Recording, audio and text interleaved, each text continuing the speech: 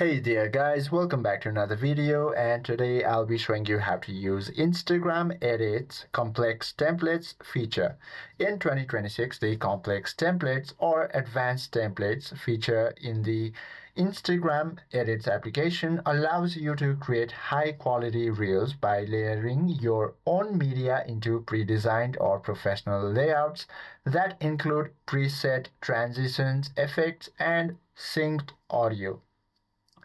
Now, to access complex templates, all you have to do is go ahead and open your Edits application, then tap on your Inspiration tab.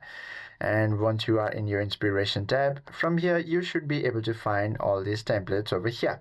Or just tap on this templates option, which will make you much more easier to browse through all these preset templates. Now, once you preview your template and select your desired one, all you have to do is go ahead and tap on this use template option. Now once you tap on it, as you can see, here is an option called add clip.